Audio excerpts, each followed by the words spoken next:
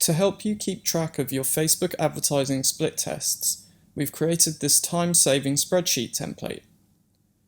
The first thing you'll have to do is to go to File and make a copy of our master sheet so that you can have your own editable version and give it a name that includes the brand or page that you're working on. In my case, it's Unicorn Industries. You can see that the first two rows of the sheet have been filled out with example data. Part 1. Getting the required metrics. In order to use this sheet, you will have to fill out a maximum of 7 metrics per variation using data from Facebook Ad Manager. The rest is all calculated for you automatically.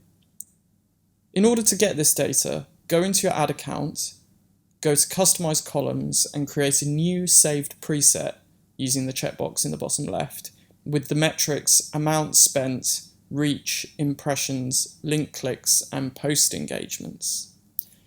Your conversion data should be available from the default view and will differ based on objectives, but feel free to add it here also if it saves time. Name and save your preset to save you doing it all again later. Part 2. Conceptualizing your test. A really important part of split testing that is often overlooked is actually coming up with a hypothesis for your test. First, we should choose the campaign objective that we'll be testing, selecting from the drop-down. As most tests will use the same objective, you'll notice that the fields below automatically populate when the first cell is selected. Next, select what you'll be testing. This could be anything from variations of the ad creative, such as the image, text, or both, to different audience targeting, like in our first example. Now we know we are testing a traffic campaign with different audiences, let's define our A and B variations. In this case, it's users interested in unicorns versus a lookalike audience of our existing page fans. Part 3. Entering the results. Now our test is complete, we can enter our results using the custom columns that we created earlier in the Facebook Ad Manager.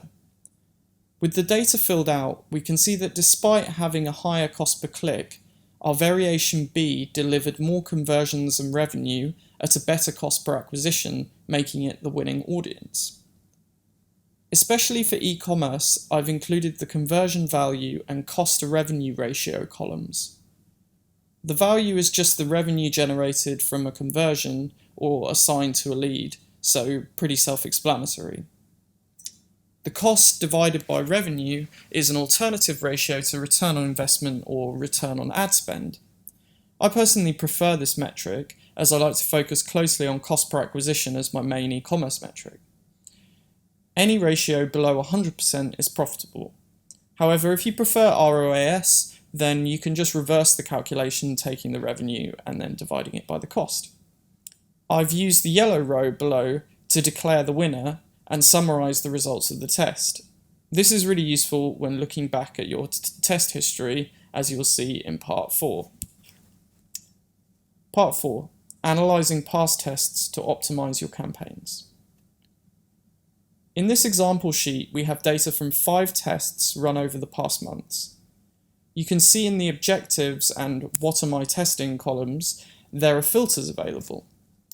Let's say that I'm creating a new traffic campaign and would like to see what I've tested in the past for this objective. I just open up the objective filter, clear the selected values and filter by traffic.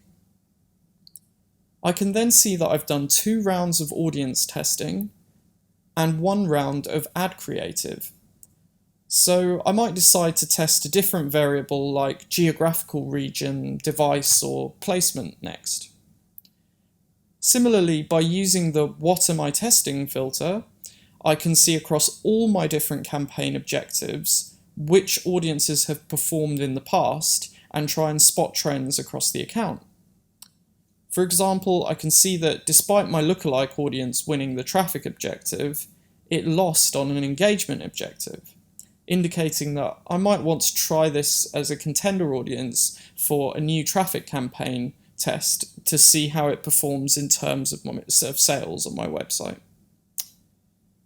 The possibilities of split testing are almost endless, which is both a blessing and a curse. Testing is a huge part of social media marketing, and taking a structured approach makes all the difference. But be careful not to get too caught up in loads of variations, as you will end up with a data set that takes too long to analyse. Our top tip for beginners is to start simple and focus on pulling one lever at a time. That way your learnings will be easy to record and to apply to your next test. And before you know it, your campaigns will be giving you a better return than ever.